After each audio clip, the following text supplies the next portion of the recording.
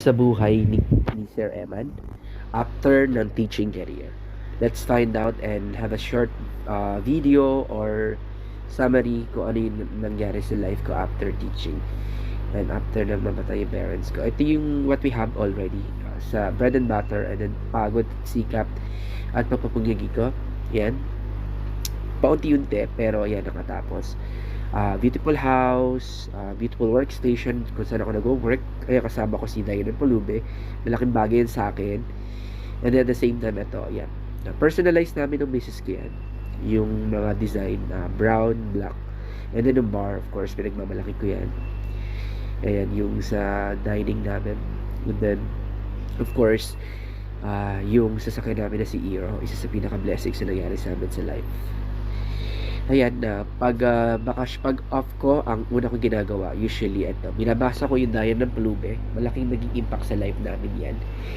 Ito yung nagbigay sa akin ng motivation to pursue.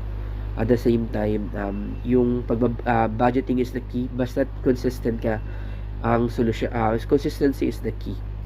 At kailangan maging consistent ka sa lahat ng ginagawa mo. Discipline din, kailangan yun para magtagumpay. Hindi ibig sabihin na we are well educated na nasa teaching career tayo or nasa tapos tayo magiging maunlad tayo.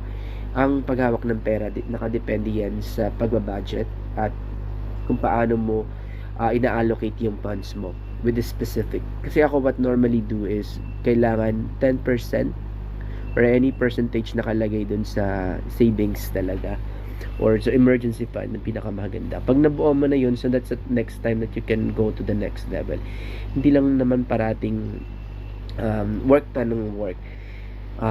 The reason why bakit tayo nagtatrabaho dahil gusto din natin na maunlad na maging maganda yung buhay.